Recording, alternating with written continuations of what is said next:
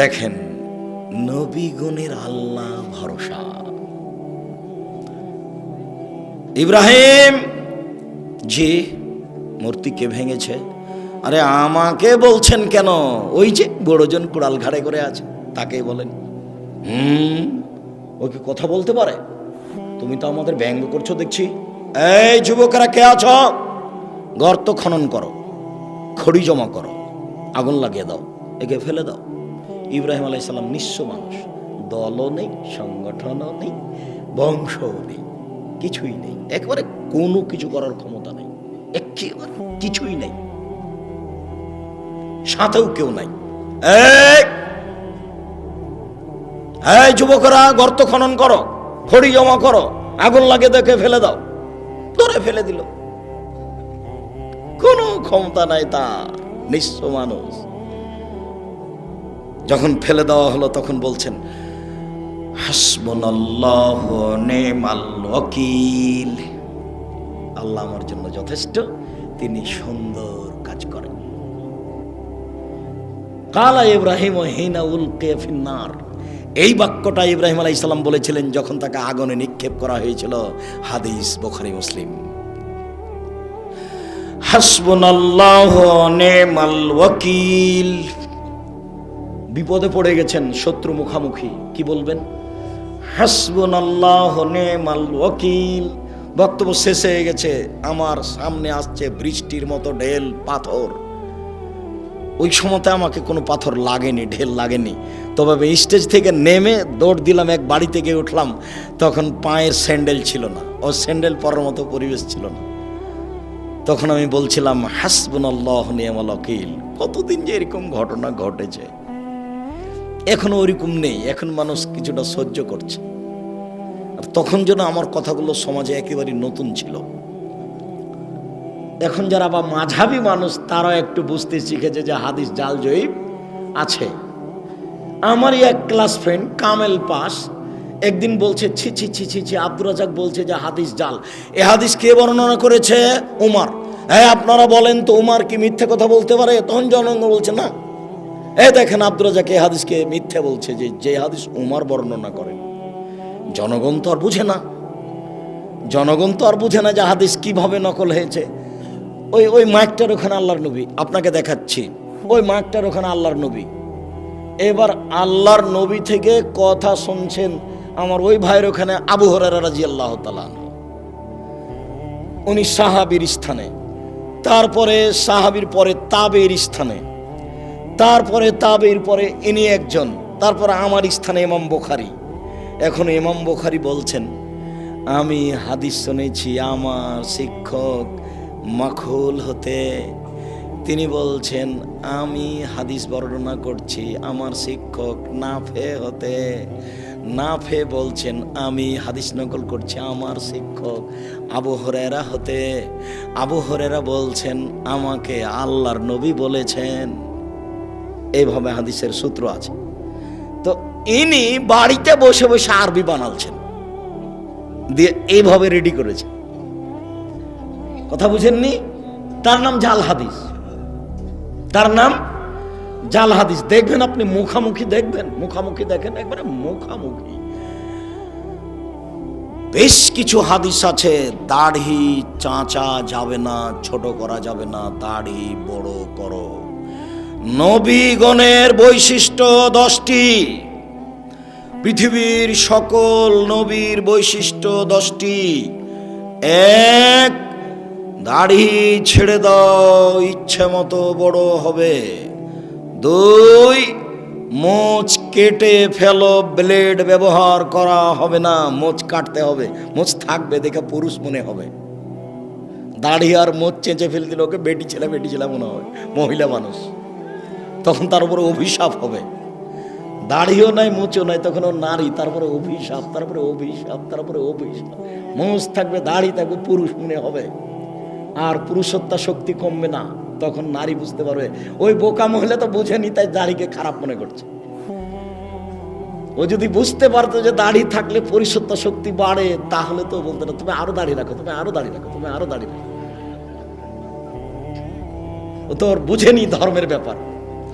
দুই, বগলের লোম উঠিয়ে ফেলো, নারী পুরুষ একই হুকুম, ব্লেড চলবে না, নবীগণের বৈশিষ্ট্য। তিন, চার, নখ কেটে ফেলো, নবীগণের বৈশিষ্ট্য। যত পুরুষ নারী আছেন বিছানে ঘুমাবেন না, আগে নখ কাটবেন তারপরে। এই ছেলে, দোকানে চা করছো, তোমার নখ বড় কেন? তুমি আর শরম পাও না? তুমি মুসলমানের বাচ্চা, নখ বড় কেন? তুমি আজকে নখ কেটে ঘুমাবা। উপস্থিত বৈঠকের মুসলিম বোন আপনাকে বলছে, এই মেয়ে, নখ বড় কেন তোমার? তোমার বাপ দেখে না? তোমার মা দেখে না? দুনিয়াতে এমনি আছো নাকি? বাপ নাই তোমার, মা নেই তোমার? খারাপ লাগে? তোমাকে খারাপ লাগে শুনতে? খারাপ লাগে কেন? তোমার বাপ আছে তো তোমার নখ বড় কেন? তোমার মা আছে তো তোমার নখ বড় কেন? কিসের তোমার বাপ মা? তোমার বাপ উপার্জন করবে গার্মেন্টসে, সেই জন্য তোমার বাপ। আর তোমার মা তেল বেশি করে দিয়ে ভাত রান্না করে দিবে তরকারি, সেই জন্য ও মা না। রান্না করতে কাজের মেয়েও পারে, কাজের মেয়ে বলতে পারে না এই নখ কাটো? তোমার মা বলতে পারে এই নখ কাটো। এই মেয়ে, তোমাকে বলছি, তুমি যদি নখ রেখে ঘুমাও, তুমি আমার বক্তব্যের সাথে মুনাফিকি করেছ। এই মেয়ে, তুমি যদি আজ রাতে নখ রেখে ঘুমাও, তুমি আমার বক্তব্যের সাথে মুনাফিকি করেছ। তোমার এখানে বক্তব্য শুনতে আসা ঠিক হয়নি, তুমি আমার বক্তব্যের সাথে মুনাফিকি করো না। নিচের লোম পরিষ্কার করতে হবে, ঊর্ধ্বে টাইম 40 দিন, পুরুষ নারী একই হুকুম। ব্লেড ব্যবহার করা যাবে না, এ কথা মিথ্যা। যা দিয়ে সম্ভব, যেভাবে সহজ সেভাবেই পরিষ্কার করবে, নারী পুরুষ একই হুকুম। যেটা বলতে যাচ্ছিলাম, একাধিক সহিহ হাদিস, দাড়ি ছেড়ে দিতে হবে। তিরমিজিতে একটা হাদিস আছে, জাল হাদিস, আল্লাহর নবী তার দাড়ির দুই পাশ থেকে এবং সামনে থেকে কেটে ছোট করতেন। ওটাও হাদিস, এটাও হাদিস। বুঝাতে পারলাম না? আমি কি বুঝাচ্ছি তা বলতে পারেন, বুঝতে পারেননি মনে হয়। তার মানে দাড়ি রেখে দিতে হবে, এটা বুখারী মুসলিমের সহিহ হাদিস। আর দাড়ি কেটে ফেলতে হবে, নবীও কাটতেন, এটা কোন হাদিস? জাল হাদিস। এটা মানুষে বসে বসে বানালছে, বুঝতে পারলেন না? মুহাম্মদ সাল্লাল্লাহু আলাইহি সাল্লাম বলেন, মহিলার দিকে লক্ষ্য করা যাবে না। আল্লাহর নবী হঠাৎ যদি কোনো মহিলার উপরে চোখ পড়ে যায় তাহলে কি করব? তখন আল্লাহর নবী বললেন, তুমি তোমার মুখটা তার থেকে সরিয়ে নিবা। তার মানে টিভির পর্দার দিকে তাকিয়ে তার খবর শোনা যাবে না। কোনো মানুষ যদি টিভিতে খবর শুনতে চায় তাহলে তাকে এইভাবে বসতে হবে। রং মাখানো পতিতালয়ের মেয়ে টিভির পর্দাতে এসে বক্তব্য দিচ্ছে, আপনি তার দিকে চোখ রেখে আছেন, তখন আপনি পরেজগার? ছি ছি ছি ছি, একটু লজ্জা লাগে না? একটু শরম হয় না? একটু হায়া লাগে না? বেটা তাহাজ্জুদ পড়ে, মাথায় টুপি দিয়ে থাকে, একটু শরম করা দরকার। খারাপ লাগছে? খারাপ লাগবে কেন? বসেন কেন? বসবেন কেন? আপনি বলেন যে আমি খুব ভালো মানুষ, বলেন দেখি, বলেন আপনি ভালো মানুষ, আপনি বলেন দেখি। রাসূল সাল্লাল্লাহু আলাইহি সাল্লাম বলছেন, 3 শ্রেণীর মানুষ জান্নাতে, জাহান্নামে যাবে না, ও জান্নাতে যাবেই যাবে। তার এক শ্রেণীর মানুষ হচ্ছে বেগানা নারী, অপর নারীকে দেখে চক্ষু নিচু করে, যে সে জান্নাতে যাবে। আমি বলিনি, মুহাম্মদ সাল্লাল্লাহু আলাইহি সাল্লাম বলেছেন, এক শ্রেণীর মানুষকে আমি জান্নাতে নিয়ে যাব। কিভাবে নিয়ে যাবো সেটা আমার ব্যাপার। সেই পুরুষ যারা অপর নারীকে দেখে চক্ষু নিচু করে। তাহলে একাধিক সহিহ হাদিস, নারীর দিকে দেখা যাবে না। আর একটা হাদিস আছে, আল্লাহর নবী বলছেন, কেউ যদি সুন্দরী মেয়ের দিকে তাকায় তাহলে চোখের পাওয়ার বেড়ে যাবে। হাদিস জাল। এদেশে একটা বই পাওয়া যায়, বক্তা শ্রোতার পরিচয়, দেখুন কিনে দেখুন, ওটাও হাদিস, এটাও হাদিস। মুহাম্মদ সাল্লাল্লাহু আলাইহি সাল্লাম বলেন, সলাতের সালাম হচ্ছে, সলাত শেষ হচ্ছে আসসালামু আলাইকুম রহমতুল্লাহ, আসসালামু আলাইকুম রহমতুল্লাহ। আবু দাউদে একটি হাদিস আছে, সালামের বৈঠকে বসে বায়ু ছেড়ে দিলেই সালাম হয়ে যাবে। আসসালামু আলাইকুম রহমতুল্লাহ, আসসালামু আলাইকুম বলা লাগবে না। মানুষের বানানো প্রায় 3 লক্ষ হাদিস আছে। আমি আব্দুর রাজ্জাক বিন ইউসুফ 10,000 হাদিস রেখেছি আপনাকে দেখানোর জন্য। টাকার গায়ে লেখা আছে, চাহিবা মাত্র ইহার বাহককে দিতে বাধ্য থাকিবে। আমি আব্দুর রাজ্জাক বিন ইউসুফ 10,000 জাল জয়ীফ হাদিস আপনাকে দেখানোর জন্য প্রস্তুত রয়েছি। হাদিস যে জাল হয় তার আপনাকে দু একটা দেখালাম। ফাজাইলে আমল বইয়ে লেখা আছে যে আদম আলাইহিস সালাম ভারত থেকে 60,000 বার হজ করতে গেছেন, তাহলে তার বয়স হতে হবে 60,000 বছর। একেবারে নগদ মিথ্যে। ফাজাইল আমলে বইয়ে লেখা আছে এমন ভাবে জিকির করবে দেখে যেন মানুষ বলে পাগল। আপনাদের এখানে যে বট গাছ আছে, বট গাছে এখন এখানে সম্মেলন হয় কিনা, যারা দেখেছেন তারা নারী পুরুষ জিকির করতে করতে উল্টে পড়ে যায়। যারা বাস্তব দেখেছে তারা বলছে জি না, এটা রাখা যাবে না, পীর মুরিদির কোনো নীতি রাখা যাবে না, যে কোনো মূল্যে এলাকা থেকে উঠাতে হবে, যে কোনো মূল্যে। কথা দিয়ে উঠান, পিটিয়ে উঠান। অসম্ভব আহলে হাদিস উর্দুশিত এলাকায় এরকম জিকির আজকার মিথ্যা নারী পুরুষ একাকার হয়ে হতে পারে না। অসম্ভব, যে কোনো মূল্যে ঠেকাতে হবে, যে কোনো মূল্যে। আপনি প্রস্তুত থাকুন। আহলে হাদিস উর্দুশিত এলাকায় এরকম মিথ্যে জিকির হবে, এটা হতে পারে না। ধর্মের নামে মিথ্যে জিকির চিৎকার করে হতে পারে না। এই মাটিতে জিকির হবে লা ইলাহা ইল্লাল্লাহ চুপে। আপনাকে কথা প্রসঙ্গে একটু দেখালাম। আল্লাহ ভরসা, আল্লাহ ভরসা একটু। আবু বকর সিদ্দিক রাদিয়াল্লাহু তাআলা আনহু বলেন, আমি গারে শহরে আল্লাহর নবীর সাথে আছি। তার একটু আগে বলি, 1 মিনিট এক খেয়ালে চেয়ে থাকবেন। মন খারাপ, আবু বকর সিদ্দিক হিজরত করে চলে যাবেন, পালিয়ে যাবেন। আল্লাহ রাসূল বলছেন, আবু বকর তুমি একটু থামো, আমাকেও যাওয়া লাগতে পারে। তখন আবু বকর সিদ্দিক বুঝলেন তাহলে দুইজনের একসাথে হিজরত হবে। এবার আবু বকর সিদ্দিক 2টা উটের প্রস্তুতি নিলেন। আর বক্তা বলছেন যে সেই দিন থেকে আবু বকর সিদ্দিক রাদিয়াল্লাহু তাআলা দরজায় দাঁড়িয়ে থাকলেন। কখন আল্লাহর নবী বলবেন, কখন রেডি, তাই তিনি রেডি আছেন, একবার সব মিথ্যে কথা। তখন উনি বুঝলেন যে আমাকে বের হতে হবে, 2টা উট রেডি। হঠাৎ একদিন দুপুরের সময় আয়েশা রাদিয়াল্লাহু তাআলা বলছেন, আমার বাপ মা খালি দিন ধর্ম, খালি দিন ধর্ম। মুহাম্মদ সাল্লাল্লাহু আলাইহি ওয়াসাল্লাম আমাদের বাড়িতে সকালে আসেন, বিকেলে আসেন, সকালে আসেন, বিকেলে আসেন। ঠিক একদিন দুপুরের সময় এসে বলছেন, ঢুকে বলছেন, আবু বকর সিদ্দিক, জি মেয়ে দুটাকে আপনার পরিবারের, এদেরকে সরতে বলেন। জি না, সরবে না। কি বলছেন বলেন। তার মানে আমি আবু বকর সিদ্দিক যেমন, আমার মেয়েরাও তেমন 19-20 হবে না। আমি বুঝতে পারছি আপনার কথা গোপন, কিন্তু আমাকে বলা যেমন, আমার মেয়েদের সামনে বলা তেমন, কোনো সমস্যা নেই। ওটা আয়েশা, এটা আসমা। বুঝতে পারেননি মনে হয়। বাপ যেমন বেটা তেমন, বাপ যেমন বেটি তেমন। অর্ডার হয়ে গেছে, চলে যেতে হবে। ঠিক আছে, বের হয়ে গেলেন। গাড়ে শহরে পাহাড়ের মধ্যে আশ্রয় নিলেন, গর্তে। দিয়ে আবু বকর সিদ্দিক বলছেন, এখানে আপনি থামেন, আমি আসছি। এখানে আপনি বসেন, আমি আসছি। ওখানে সব মিথ্যা কথা লেখা আছে, যে সব গর্তগুলিকে আবু বকর সিদ্দিক ছিদ্রগুলো বন্ধ করছিলেন, সাপ তাকে দংশন করতে পারে। তাই মিথ্যা বক্তব্য লেখা আছে, মিথ্যা বইয়ে লেখা আছে যে 100 বছর, 300 বছর, 50 বছর থেকে একটা সাপ গর্তে ঢুকেছিল। একদিন মুহাম্মদ সাল্লাল্লাহু আলাইহি ওয়াসাল্লাম এখানে আসবেন, তাকে দেখবো এই জন্য। এবার সব গর্তগুলো বন্ধ করলেন আবু বকর সিদ্দিক, মাত্র একটা গর্ত খালি, আর কাপড় নেই। তখন গর্তের মুখের উপরে পা দিলেন। এবার সাপ দেখছে গর্তের মুখ বন্ধ, তাহলে আমি কিভাবে মোহাম্মদকে দেখব? তো দংশন করলেন। বিষে কালো হয়ে গেল, চোখের পানি ঝরে মোহাম্মদ সাল্লাল্লাহু আলাইহি ওয়াসাল্লাম ঝরলো। মোহাম্মদ সাল্লাল্লাহু আলাইহি ওয়াসাল্লামের ঘুম ভেঙে গেল। তিনি বলছেন, তোমার এরকম কোনো অবস্থা? বলে, আমাকে সাপে দংশন করেছে। দেখি কোথায়? এই যে এখানে। একটু থুতু দিয়ে লিখে গেলেন। মিথ্যে কথা,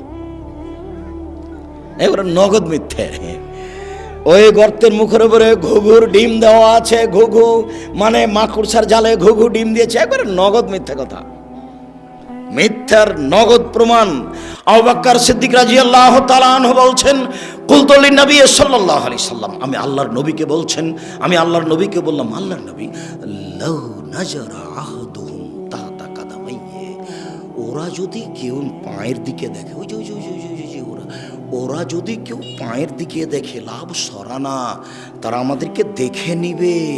তখন আল্লাহ রাসূল বলছেন, মা জান্নাকে আবু বকর, আবু বকর আপনি কি মনে করেন? আপনি কে মনে করেন আমরা দুইজন? আল্লাহ সালেহুমা, আমাদের তৃতীয় জন আল্লাহ। অসম্ভব, ওরা আমাদেরকে দেখতে পারে না। লা তাহজান ইল্লাল্লাহ মা'না, আপনি চিন্তা করবেন না, আল্লাহ আমাদের সাথে আছেন। আপনি কি মনে করেন আমরা দুইজন? তৃতীয় জন আল্লাহ, আল্লাহ ভরসা। দেখেন, আল্লাহ ভরসা। ফিরআউন পিছে পিছে ছুটে যাচ্ছে, মূসা আলাইহিস সালাম আগে আগে পালিয়ে যাচ্ছেন। সামনে কুলজুম সাগর, ডানে ফিরআউন, বামে ফিরআউন, পিছে ফিরআউন, সামনে সাগর। সঙ্গী সাথী বলছেন, ইন্নাল্লাহ মুদরাকুন, আমরা বন্দী, আমরা আটকা পড়েছি, আমরা বন্দী, আমরা আটকা পড়েছি। তখন মূসা আলাইহিস সালাম বলছেন, কাল্লা, কখনো নয়, অসম্ভব, এটা হতে পারে না। বলেন কি? কাল্লা, কখনো নয়, অসম্ভব, এটা হতে পারে না। ইন্না মায়া রব্বি, আমার সাথে আমার প্রতিপালক রয়েছেন, সায়াদিনী, তিনি আমাকে পথ দেখাবেন। কোনো পথই নাই, কোনো পথই নাই, বাঁচার কোনো পথই নাই। ডানে ফেরাউন, বামে ফেরাউন, পিছনে ফেরাউন, সামনে সাগর। মূসা আলাইহিস সালাম বলছেন, কখনো নহে, অসম্ভব, হতে পারে না। আল্লাহ আমার সাথে আছেন, তিনি আমাকে পথ দেখাবেন। আল্লাহ ভরসা, বুঝতে পারছেন না? এর নাম আল্লাহ ভরসা। দেখেন, গাল্লাকাতিল আবওয়াব, সব দরজা জুলাইখা বন্ধ করে দিল। জুলাইখা সব দরজা বন্ধ করে দিয়ে বলছে, হাই তালাক, এইসব তুমি আমার সাথে জেনায় লিপ্ত হও। তখন ইসব বলছেন, মাশাআল্লাহ, আমি আল্লাহর কাছে আশ্রয় চাই। বলো কি তুমি, বলো কি তুমি, ইন্নাহু রাব্বি আহসানা মাসায়া, আরে তোমার স্বামী আমার মালিক, তিনি আমাকে ভালো থাকতে দিয়েছেন, ভালো খেতে দিয়েছেন, আমি অন্যায় করতে পারি না, তোমার সাথে আমি অন্যায় করতে পারি না। এই বলে ইউসুফ আলাইহিস সালাম দৌড় দিয়ে পালাতে চাইলেন। পিছন দিক থেকে জুলাইখা জামা টেনে ধরলো। আগে আগে বের হয়ে যাচ্ছেন ইউসুফ, পিছনে পিছনে যাচ্ছে, আগে আগে যাচ্ছেন ইউসুফ, পিছনে পিছনে যাচ্ছে জুলাইখা। যখনই বের হলেন তখনই সামনে হলো জুলাইখার স্বামী, এক জায়গায় তিনজন, ইউসুফ, জুলাইখা, জুলাইখার স্বামী। দেখে জুলাইখা কথা উল্টে দিল।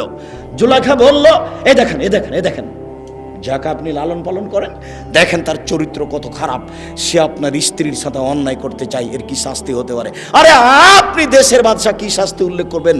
আমি জুলাইখা বলছি, ওকে যথাযথ পিটন দিতে হবে, নইলে জেলখানায় বন্দি করতে হবে। 12 বছর জেল হলো। 12 বছর পরে সরকারের পক্ষ থেকে লোক এসেছে, এইসব আপনাকে সরকার ডেকে পাঠিয়েছেন, আপনি বের হন জেল থেকে। তখন এইসব বলছেন, যাও, সরকারকে বলো এইসব জেল থেকে বের হবে না, যতদিন পর্যন্ত জুলাইখা জাতির সামনে ঘোষণা না দিয়েছে। আমি জুলাইখা বলছি, আমি অন্যায় করেছি, এইসব অন্যায় করেনি। এইসব এখানে সত্যবাদী, আমি মিথ্যাবাদিনী মহিলা। এই কথা জাতির সামনে ঘোষণা না দেওয়া পর্যন্ত আমি এইসব জেল থেকে বের হব না। আমি আপনাকে যেটা বলতে চাচ্ছি, এই ছেলে, কোনোদিন কোনো মেয়ে মানুষের সাথে মোবাইলে গল্প করো না।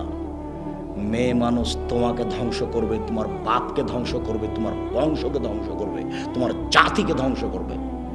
এই যে দেখো, এই যে দেখো মেয়ে মানুষ, এই বেটা, 3 মিনিটের মধ্যে, 1 মিনিটের মধ্যে কথা উল্টে দিবে। তুমিও যাবা জাহান্নামে, তোমার বাপও যাবে, তোমার বংশ যাবে, কারো মান সম্মান রক্ষা হবে না। এই দেখো জুলাইখা, এই দেখো জুলাইখা। জুলাইখা বলছে, এই যে দেখেন, আপনি যাকে খাওয়ার দিচ্ছেন, লালন পালন করছে, সে আপনার স্ত্রীর সাথে জেনা করতে চাই। হলো এটা? ঠিক হলো? আপনি কি করবেন তার? আরে আপনি কি করবেন? আমি জুলাইখা বলছি, ওকে যথাযথ পিটন দিতে হবে, নইলে জেলখানায় বন্দি করতে হবে। তুমি যার সাথে প্রেমের গল্প করছো, কথা উল্টিয়ে দিতে পারে। তখন তোমার কি হবে তুমি বুঝতে পারছো না। আজ থেকে আর কোনোদিন কোনো মেয়ের সাথে কথা বলো না। তোমাকে আবারও বলছি, তুমি তোবা করে উঠবা। উঠার সময় বলবে, আস্তাগফিরুল্লাহ ওয়া আতুবু ইলাইহি, আমি তোবা করছি, জীবনে আর কোনোদিন তার সাথে কথা বলবো না ইনশাআল্লাহ। এই ছেলে, তোমাকে আরো একটা বলে দিচ্ছি, তুমি এদিকে খেয়াল করো তো।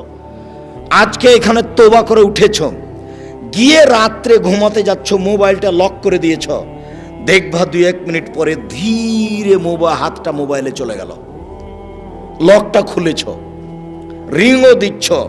এই সময়তে লাফ দিয়ে উঠে ল্যাপটা দূরে ফেলে দিবা। দূরে ফেলে দিয়ে একবারে ঘর থেকে বের হয়ে বলবা, নাউজুবিল্লাহি মিন জালিক, এই শয়তান তোর মুখে লাথি মারি, নাউজুবিল্লাহি মিন জালিক, এই শয়তান তোর মুখে লাথি মারি। আর এই পাটা মাটির উপরে রেখে তুমি এই করবো, ঘষবা, তোর মুখে লাথি মারি, তোর মুখে লাথি মারি, তোর মুখে লাথি মারি, নাউজুবিল্লাহি মিন জালিক। তুমি 2-1 মিনিট করো, দেখবা তুমি স্বাভাবিক হয়ে গেছো। সারা রাত আর ও তোমার কাছে আসবে না।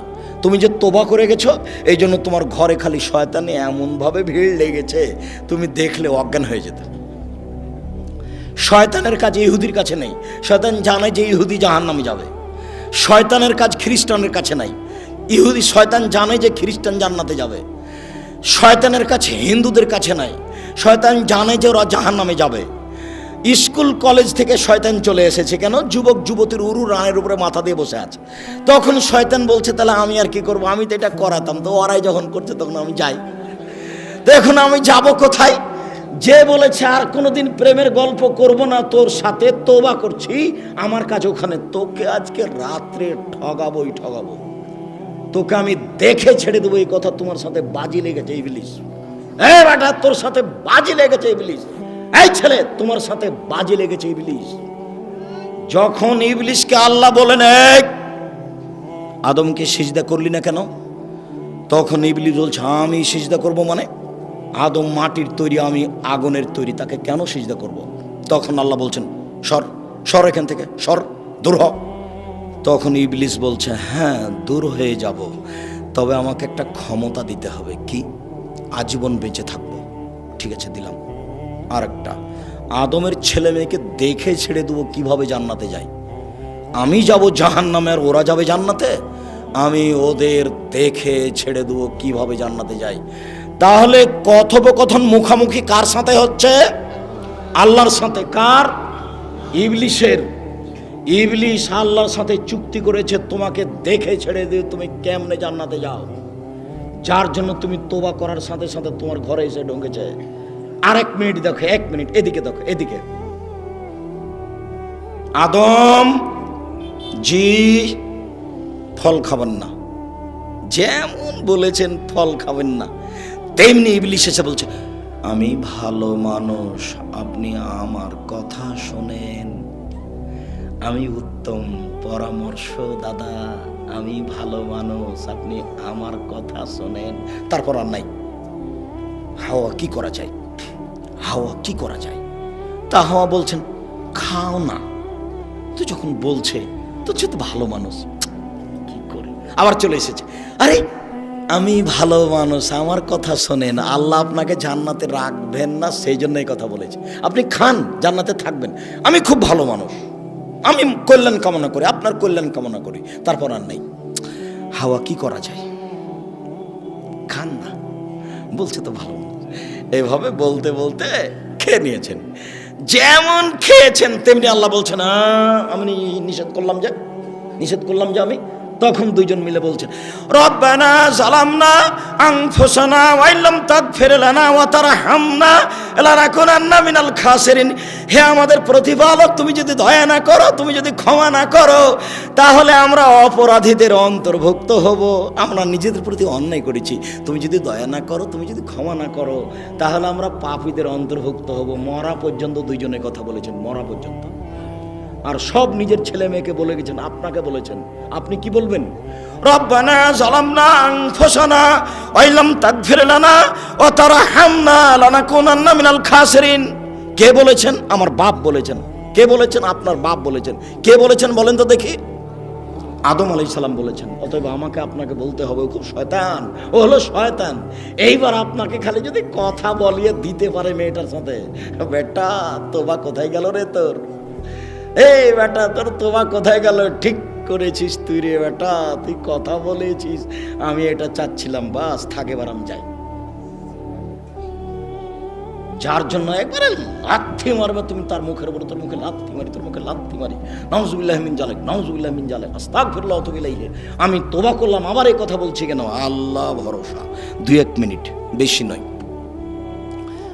এই ছেলে বসো। সম্মানিত দিনী ভাই বোন, এই 2-3টা হাদিস, কয়েক মিনিট। উমর ইবনে খাত্তাব রাদিয়াল্লাহু তাআলা আনহু বলেন, রাসূল সাল্লাল্লাহু আলাইহি সাল্লাম বলেছেন, লাউ আন্নাকুম তাতাওয়াক্কালুনা আলাল্লাহি হাক্কা তাওয়াক্কুলিহি। পৃথিবীর মানুষ, তোমরা যদি সত্য সত্য আল্লাহর উপরে ভরসা করো, লা রোজেকতুম, তাহলে তোমাদের রুজি দেওয়া হবে। কামা ইরজাকুত তায়র, যেমন পাখিকে রুজি দেওয়া হয়। তাক তো খেমাসান তার হবে তা না। সকালে পাখি খালি পেটে আসে, বিকালে পাখি ভরা পেটে যায়। পাখি কি গতকালকে খাদ্য জমা করে গেছিল? তা আজকে সকালে খালি পেটে আসেনি, এখন বিকালে কিভাবে যাচ্ছে? ভরা পেটে যাচ্ছে। আল্লাহর নবী বলছেন তোমরা সত্য সত্য আল্লাহর উপর ভরসা রাখো, পাখিকে যেমন খেতে দেওয়া হয়